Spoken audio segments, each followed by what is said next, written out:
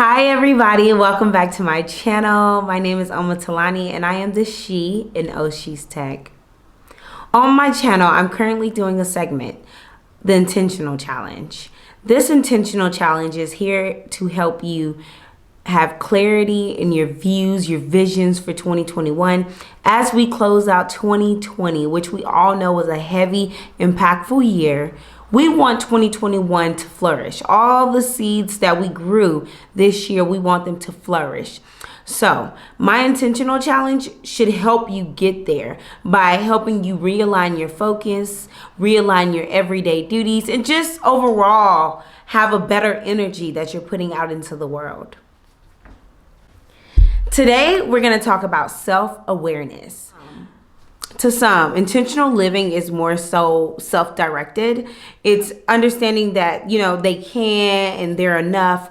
But we want to prioritize understanding our self-awareness.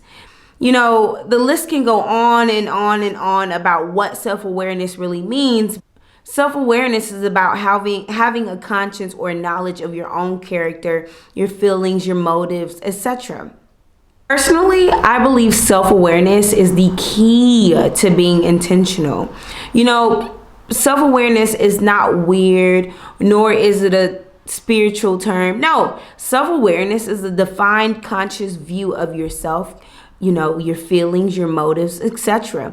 Knowing what you feel, knowing what motivates you, knowing what scares you, your deepest desires at every given moment. That's the point of self-awareness. Knowing those things will either help you get further in life, or knowing those things, you will start to understand what's hindering you from getting where you want to be in life. It's the key to living intentional because it points out what's hindering you in any potential roadblocks along the way. So as we're becoming intentional, we're going to become more self-aware. Here are a few tips that you can use in order to become more self-aware while you're becoming intentional. Look in the mirror. Even when it hurts, look at yourself in the mirror. Stop and stare. See the person who's looking back at you. Is that person who's looking back at you, is that who you want to be? Do you ask yourself, I want you to ask yourself the questions. How would people describe me in the last 6 months of my life? Would I agree to what they have to say? What's my biggest fear? What are my biggest accomplishments? Remember, no one can see the person that you see in the mirror. Only you see that person, and only you can change that person. Always understand this. What's healthy doesn't grow in the dark. Once you expose something to the light, in truth, you have given it a beautiful place to grow and be its best self. Step 2, narrow down your priorities. Before, we created what we see is our intention, right? We narrowed into our intention and we picked a spot in our life that we wanted to be intentional about. I want you to now find the priority. Find a priority in life. What's important to you right now? What's important to you for 2021 for you to be your best self? I want you to put that priority up front and become to look at it different. Become to see it in your everyday. Begin to tackle it in your everyday urges, in your everyday task. Be more intentional, like I said, with creating the task that gets you to your bigger picture. Step 3, before you blow up, solve the problem.